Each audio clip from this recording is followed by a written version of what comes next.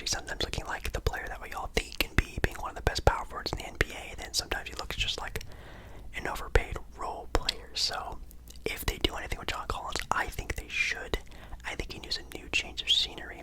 I think they can get a better trade package than DeLon Wright and Kyle Anderson. No offense, but for the Hawks, I think shipping out John Collins for something in return would be great. Do they need to upgrade their bench? Yes, of course. And getting a player like Kyle Anderson, who's a good defender, DeLon Wright, who's sort of a good guard, I think it would work out pretty well for them. But I think definitely getting rid of John Collins and getting a bigger package out of him is my go-to thing when I think about the Atlanta Hawks. For the Boston Celtics, they have Jakob Poeltl, Mo Bamba, and Bismack Biyombo. I see a lot of bigs, and yes, the center position is definitely the upgrade the Celtics need. And do I think they need to go that big? No. In my opinion, my perfect trade option would actually be Nerlens Noel. I think he just made a report out that he's available, and I think he could probably give up a little bit less to get a backup big like Nerlens Noel than trying to go kind of big with their big trade package, getting like a starter quality player like Jakob Poeltl or Mo Bamba when Robert Williams is, he's coming back and he's one of the best defensive bigs in the NBA. And obviously, yes, I do know he's kind of injury prone. I'll knock on wood for him, but I think you don't need to go big and go home with a guy like Jakob Poeltl or Mo Bamba, which would be amazing to have on the team. But those guys are like almost starter quality bigs, and I don't think they're going to be wanting to be riding the bench when Robert Williams eventually comes back. I like the idea to go big, but they don't need to go starter quality big. I think they just need a body down there in the paint. The Brooklyn Nets, and they have for a trade target John Collins. Wow, they also have Mo Bamba, and then Jay Crowder, which ding ding ding ding ding ding ding. I think that's a really good one. John Collins is, in my opinion, and again, maybe Atlanta Hawk fans can help me out here, you could probably get more out of John Collins than whatever the Brooklyn Nets can trade them with. It'd probably be like Joe Harris, maybe like Cam Thomas, who's like a good young player, and then like a first round pick, which is good. But if you're the Hawks, you want like playable assets. You're trying to make the playoffs, go for another playoff run like you did a couple years ago. I just don't really see anyone on that team really fitting the Hawks, trading away their starting caliber power forward. Jay Crowder, though, that is an amazing piece. That is a veteran looking to win a title, to a title contending team. Yes, I do think the Nets are a title contending team when they're all working together. Jay Crowder's a good piece, though. The Charlotte Hornets, they have, of course, draft picks. Ding, ding, ding. That's what I was going to say. They also have on here James Wiseman and then Mo Bamba as well. This is one I will accept Mo Bamba. I think Mo Bamba can start in Charlotte and probably be the future center of that team. He can good rim runner defensively. He can even stretch the floor a little bit. Not that well, but a little bit. Playing alongside a guy who likes to run a lot with a little ball, throwing lobs, yada yada yada. That'd be a good piece. James Wiseman is interesting. I think that's actually a good idea. Then James Wiseman gets, the weight off his shoulder, not on a title contending team with a bunch of old veterans who want to win now, and can really just slow his process and really grow at the pace that he probably needs. And he does need a little bit more time. So going to Charlotte will definitely do that for him. So these are actually all good. I will accept these answers. Over the Chicago Bulls, they have PJ Washington, Jay Crowder, and Denny from the Washington Wizards. PJ Washington. I mean, they do need a power forward because the Patrick Williams project is not looking so great for the Bulls, and I think we've all heard the rumors of Zach Lavine not being happy there, DeMar DeRozan kind of being like, okay, well, this team's not going anywhere, and I'm kind of old, so what do I do now?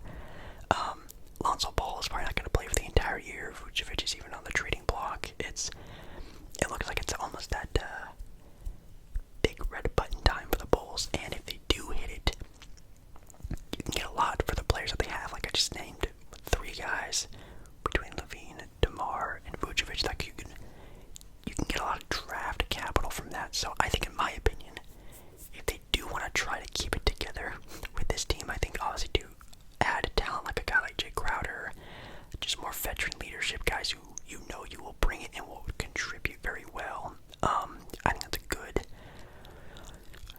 think they should probably get rid of their players. In my opinion, I think the Bulls should break it up.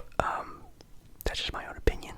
The Cleveland Cavaliers, Jay Crowder's here again. Yes, that's no duh. Jay Crowder will fit on probably every NBA team who's a playoff/title contender. Joe Harris and Kendrick Williams. Okay, that's not bad. Yeah, of course, when you're a team who's pretty much almost a team that a lot of people see that can sneak their way into a NBA Finals, barring from matchup, if they can somehow avoid the Giannis's and maybe the Celtics, if they can somehow avoid one of them, maybe even both of them, that'd be really great for them, and I think they could sneak their way into an NBA Finals this year, because, I mean, that's just so wide open for all the teams. Having veterans who have been there before, just reliable players like, again, Jay Crowder, a sharpshooter like Joe Harris would be nice, even though defensively he's kind of iffy. The Cavs right now do have enough, but obviously always trying to improve and get better. If you can get a veteran like Jay, that's pretty no duh. The Dallas Mavericks are next, and we have some big time names with OG Anunoby, Zach Lavine, and John Collins. And now we get some fun talk. I think any one of those players would be amazing. In my opinion, of course, Zach Lavine just sounds the best. Having a guy who can, get the ball out of Luka's hands and let Luka not have to, play like a god every single night, even though it seems like it's pretty easy for him. And just get someone who's a reliable scoring option and can be that sort of Batman to Luka's Robin. Is Zach Lavine the best at that? No. But is he better than the options that they have now? Yes. And I think that'd be great.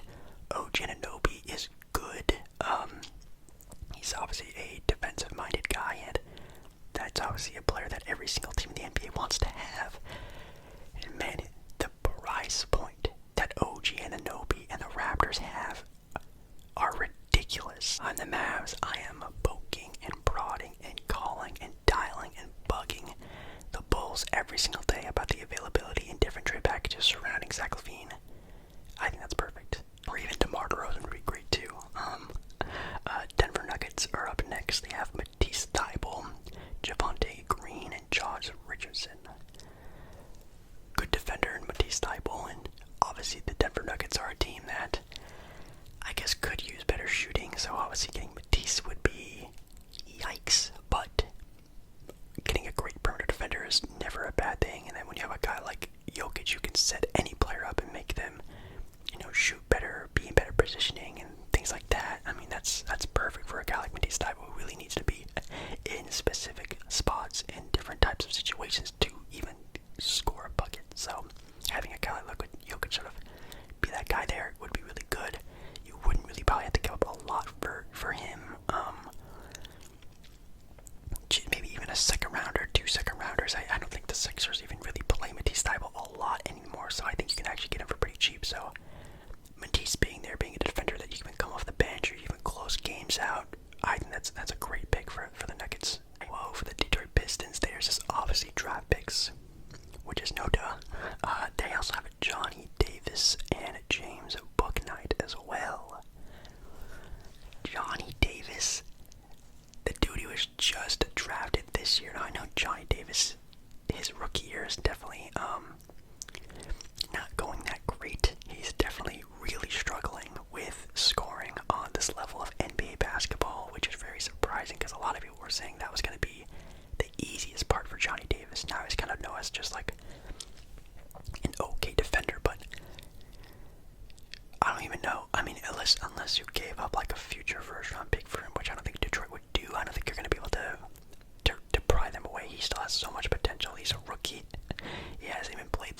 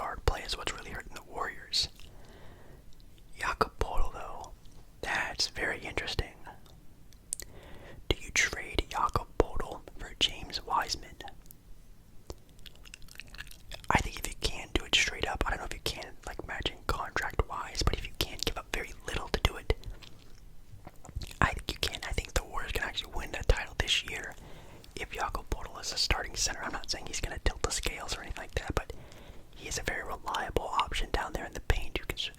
Definitely is a defensive anchor, 7-footer, plays very smart, obviously. San Antonio Spurs playing under Greg Popovich. I think that's actually a good move, and then the Spurs just get a guy that can develop at his own speed. Obviously, the Spurs known for really developing players in the NBA, and if he makes it, great. If not, doesn't matter because you're tanking for Wembanyama anyway. So the Houston Rockets have draft picks, no duh. Jackson Hayes and R.J. Hampton. Interesting. Well, I really like Sengun. I think that's how I pronounce his name. And I think he's kind of the established center of the future for that team. And I actually think he plays very well and sort of plays a very good new age center in today's NBA. I do agree that Jackson Hayes maybe needs to go somewhere else. I think he definitely needs to find a place where he can sort of spread his wings a little bit more. It seems like the Pelicans are a little bit in a win now scenario, so it seems like his sort of development is going to be hindered a lot when they're going to have to play Valanciunas a lot of minutes because it looks like they might be competing for a title. I don't know, but he may need to go elsewhere. I don't think it's with the Rockets, though. But yes, of course, the Rockets need draft assets. They need to trade Eric Gordon. They could maybe even trade one of their young guys who are playing very well, Kevin Porter Jr., someone like that, and really start, again, taking that train all the way to the NBA draft for tanking and get Victor Wembanyama. I think that's what's on everyone's mind who are shut up in that bottom barrel. For the Indiana Pacers, theirs is Saddiq Bey, Moses Moody, and Cam Reddish. Ooh. I think Cam Reddish would be nice. I think he could probably even be like a starter for that Indiana team. I think Cam Reddish just needs to go to a place where he can just get playing time, play 15, 20, 25 minutes a game and not be so worried about being benched if he plays bad. He just needs the place where he can develop, play bad, so eventually he can play good. And I think we all know the potential of Cam Reddish. Not really working all that well for the Knicks. Saddiq Bey could be interesting. I think they would probably give up some assets in order to do that with the Pistons. I would like to see Saddiq Bey stay on the Pistons. I think he can be like the starting caliber small for that team for very much years to come. But I don't think the Indiana Pacers want to give up any assets. They want to retain assets and be bad. And I don't think they're going to give it up to get Saddiq Bey. But Cam Reddish, I think you can actually get for fairly cheap nowadays, and that's a big home run swing to a low sort of payout, in my opinion. And for the LA Clippers, they have targets of Miles Turner, Alec Burks, and Eric Gordon. Miles Turner, and that'd be kind of terrifying. It's kind of funny because I don't think the Clippers need to do anything to get better. They just need to get healthy. Because when they're healthy, they look like one of the best teams in the NBA. So that's just the only thing they really need. And I can't really say they need to add depth because they're one of the deepest teams in the entire NBA. So that's really hard to say. I do think adding size could be nice because all they really have is Zubac, and then sometimes they play like a Batum, Nicholas Batum at center sometimes. Like, I think getting a backup big could be nice. I don't think trying to trade a bunch of assets just to get Miles Turner is really going to move the needle for this team. I think the depth of this team is what makes them really great. And if you need to keep as many players as possible to sort of wear down teams in long playoff runs and series and things like that. So I think getting a backup big is a good idea, but I don't think Miles Turner is really that. Maybe again like Nerlens Noel, or they can find something else with some size and not just have Zubac be the only 7-footer on the team. For the LA Lakers, you have DeMar DeRozan, Bojan Bogdanovic, and Buddy Hield. Yeah, DeRozan's not going to work unless it's, Russell Westbrook in like a first or two for DeMar, and that does make sense. It does make a lot of sense. And it does make a lot of sense for both teams, especially for the Bulls. You get, off of Westbrook's contract next season, so it's a cap dump, plus you're getting a first-round pick, or maybe even two, possibly. He's doing a pretty good job there. Bogdanovic is a good one as well. I think they could probably sort of muster up some sort of trade, maybe even not even surrounding Russell Westbrook to get Bogdanovic there, and I think that's probably my best case scenario, because he can start for them, he can come off the bench for them, he can close games for them, he can play a little bit of defense, but he can definitely stretch the floor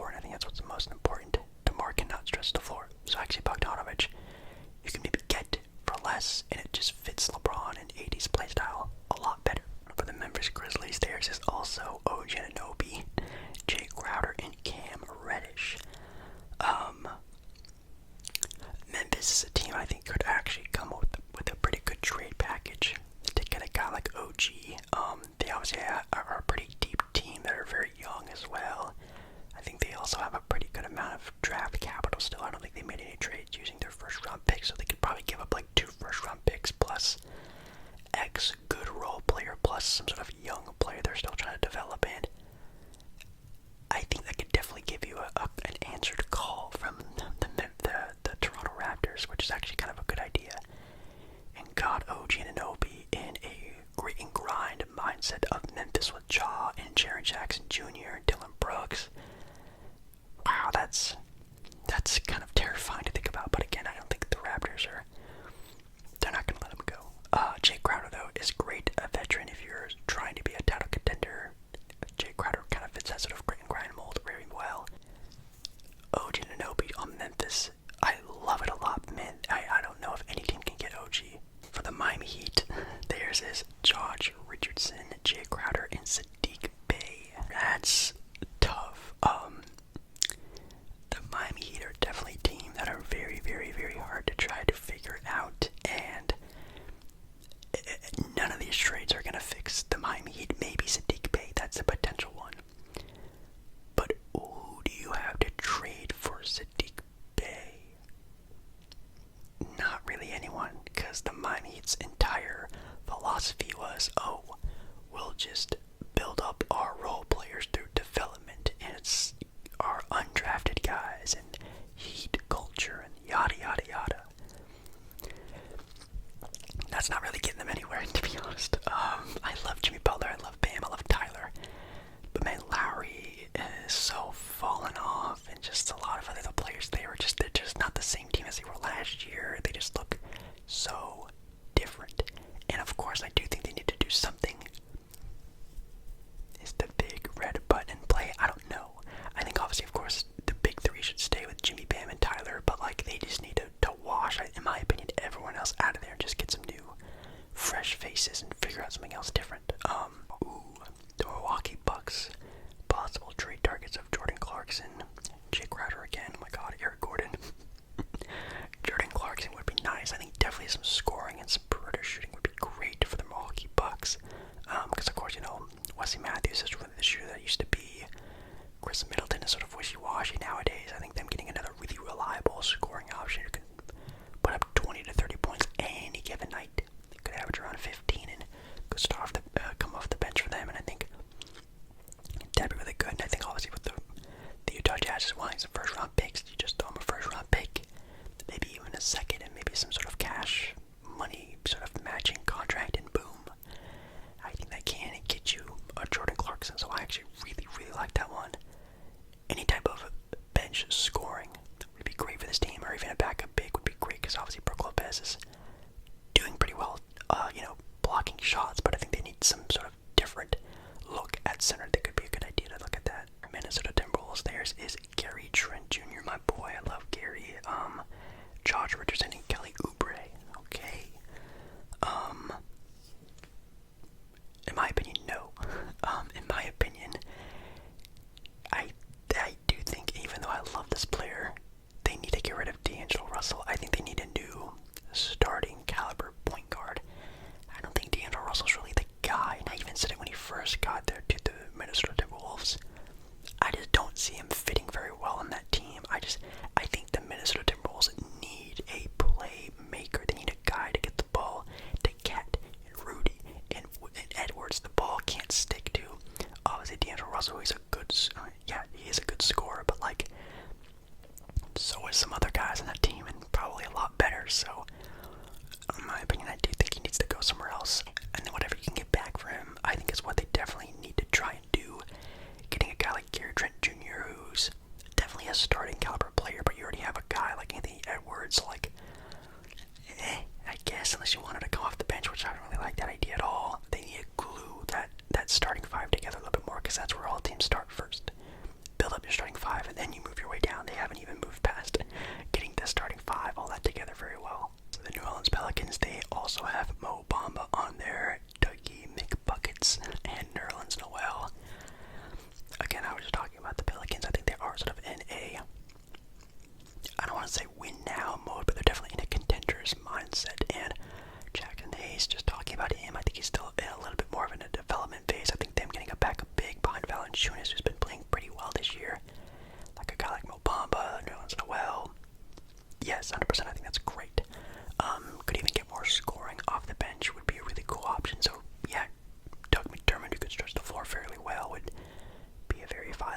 And so I think these are actually really good. I think we can move on. New York Knicks with Kyle Kuzma, Kelly Oubre, and Robert Covington. Kyle Kuzma. I mean, the Knicks have a lot of trade assets because they have a bunch of first-round picks. They have a guy like Cam Reddish who a lot of teams are looking at already, and they are definitely a team that, if you sweeten the deal enough, you could definitely get them to budge. And, you know,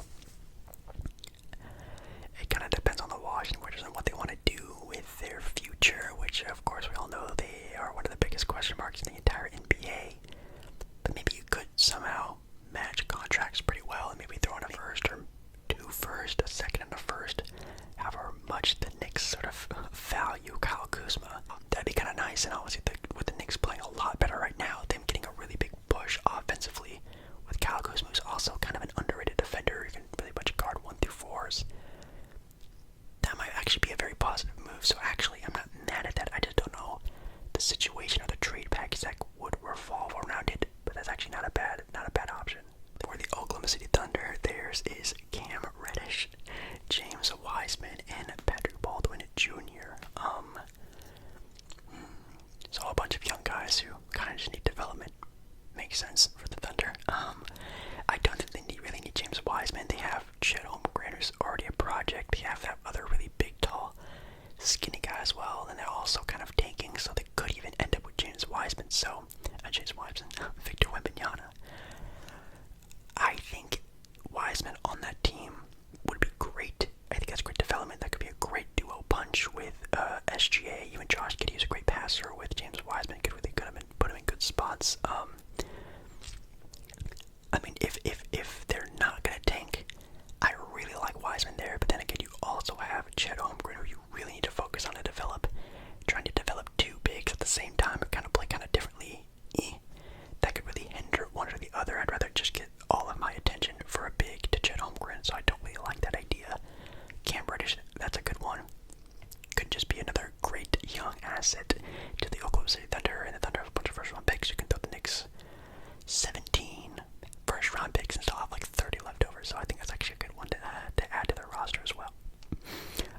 For the Orlando Magic, there's this Moses Moody, Sadiq Bey, or draft picks. I think for sure draft picks. I think they probably should get rid of Terrence Ross. They probably should have done that already a couple years ago. Maybe you can look at getting rid of guys like Mo Bamba, Markelle Fultz, guys who've sort of been there for a while now and not really a part of this sort of new wave of great Magic play with Paolo Banchero and Franz Wagner. I think that's how I pronounce his name. Cole Anthony's great too. Suggs has been playing a lot better. And I think you maybe ship out some of the older guys, sort of keep up this new brand and whatever you guys are trying to do. So, in my opinion, yes, draft capital is number one, of course. A lot of options there. This is actually not a bad one. I just think draft capital is just way more important. For Philadelphia 76ers, we have Gary Harris, Jay Crowder again, and Eric Gordon. I'm tired of saying Jay Crowder. Gary Harris is nice. He's sort of just like a lesser of a defender, but a better offensive player, Matisse Thybulle. So I guess that's kind of an upgrade. So maybe you can sort of make a trade like that with the Magic. Jay Crowder, of course. Eric Gordon, of course, just adding veteran depth to the team who's really trying to make a good playoff run and maybe even win a title this year. I think they definitely have the capability to do that. So adding veterans who can sort of be reliable, kind of no doubt. It kind of depends on what assets you give up, though. For the Phoenix Suns, they have John Collins on here, Kyle Kuzma, and Eric Gordon. What could they even trade to get guys like Collins and Kuzma? I actually have no idea unless you give up like Cam Johnson. You definitely can't trade DeAndre Ayton. Well, maybe you can, but I probably wouldn't. Interesting. I think this is a little bit out of the range of the Phoenix Suns. I think they're still really good on their core, and I still think the Suns are a contender in my own opinion. Some people might say they're fakers and pretenders. That's cool. I still think they are still a very dangerous team who could even, yes, win the title this year, but I don't think they need to make that big of a swing of a John Collins or a Kyle Kuzma. That would kind of be OP, to be honest. If they can somehow just snag just some more depth on the roster to someone who's a little bit more reliable. I wish Jay Crowder would be playing for them, and if he was playing for them, I think they would look really good. So maybe just trade for a player a lot like Jay Crowder, and life would be good. Maybe a guy like Eric Gordon. That's actually not a bad one. We have the Portland Trailblazers up next. Oh god. They also have OG Anunoby. As a Blazer fan, we tried, and the Raptors wanted like 2 first-round picks. They wanted our number 7 pick this year. They wanted Josh Hart. They wanted Nasir Little. People were talking about trying to get like Anthony Simons to get somewhere in that package. Like, again, I kept saying this. OG Anunoby is going for a treasure's worth of assets, and as a Portland fan, I don't think it's worth it, to be honest, because we really need to add depth, not get rid of it all. Cam Reddish could be nice. Portland has the worst ranked dead last in bench points per game. We need scoring badly off the bench, and I think Cam could really do that for us. And Mo Bamba is a good one as well. I don't think Portland really has assets to give up to get a guy like Mo Bamba. In my opinion, number 1, Nerlens Noel. That'd be 9, number 1. Number 2 would be bench scoring. They need more scoring. So Cam Reddish, they can somehow find a way to get a guy like Eric Gordon. Some reliable scoring off the bench would be exactly what Portland needs. Well, for the Kings, they have Pascal Siakam, OG Anunoby, and Kyle Kuzma. Pascal Siakam, how would they even get him? Unless you trade like Sabonis, which I don't think you would, right? And then you also have Keegan Murray, who's kind of like your power forward in training. You don't really want to give him up or even sort of hinder his role while getting a guy like Pascal Siakam. That's kind of interesting. Anyways, OG, again, it'd probably take like trading away like Keegan Murray and like a first or 2 to even get him, so I don't think they really want to do that. Kuzma's interesting, but again, I don't think so. If anything, again, I think the Kings are a playoff contending team. I think, in my personal opinion, and I've been saying this all video, getting reliable veterans who have been there, who can teach the young guys, who can lead a franchise who has never been in the playoffs in the last like 20 years, to sort of be like, hey guys, this is how you do it, this is how you win, this is how you go far in the playoffs, and sort of teach this younger team the ways of how to go through a playoff series. In my opinion, that's number 1. The San Antonio Spurs, you have draft picks, yes. Patrick Williams of the Bulls, draft picks, yes. I think they are also a team that should be, I already said, it should be one of the number 1 teams to be trying to tank for Wembanyama. And that's really it. I don't really think they need to trade for anybody. The Toronto Raptors with Miles Turner, Jakob Poeltl, or Jordan Clarkson. I do think the Raptors should get some sort of, Embiid stopper, Jokic stopper, Giannis blocker. They need to find a bigger body to put in the paint when they do go up against the 7-footers of the NBA. Because right now, playing a bunch of 6'8", 6'7" guys is cool. But, when it comes down to it, we saw in the playoffs last year, Embiid was cooking that team before he got injured. So, I think for sure, finding a big body could be nice. I think Jakob Poeltl is I don't want to say easy to get, but it's a very reliable sort of option to go. And maybe with Miles Turner, you could snag him. I think the Raptors have a lot of first-round picks because I don't think they really made a lot of trades recently. So maybe you do trade a first or 2 to get a guy like Miles Turner who can stretch the floor and hopefully do some work against those bigger centers of the NBA. The Utah Jazz with Peyton Pritchard's. Okay, Jackson Hayes and Nikola Jovic. I like Jackson Hayes. I think that's actually really cool. Who's even playing center for the Jazz right now? I don't even know. And that's a good thing. So I think Jackson Hayes could actually go there and maybe even potentially start for that team.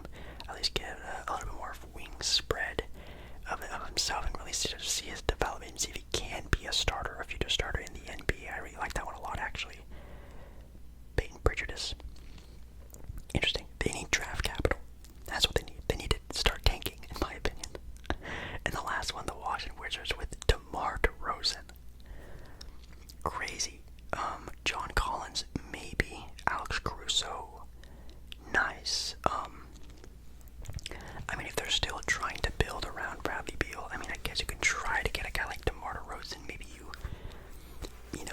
will say, hey guys, everyone is available, so give us your options. And, you know, the Wizards want to give up like Johnny Davis and a first round pick and something else for DeMar DeRozan, and the Bulls really like this sort of development they can give Johnny Davis. I think that's actually something that can actually work out. So in my hypothetical opinion, that could maybe actually work out if the contracts can match, but I don't think it's going to happen.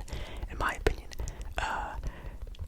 the Wizards should blow it up, but that's my own opinion. But if not, yeah, I think just getting another reliable option next to Bradley Beal would be great. Obviously, Kristaps Porzingis and Kyle Kuzma is doing a great job, and honestly, the Wizards would be in a way better spot if Bradley Beal was just more healthy this year. Getting depth on the team could be great. Better three-point shooting, better bench play. They need a lot. And I guess we'll have to see what they have to do, guys. Anyways, thank you guys so much for watching tonight's video. It's a little bit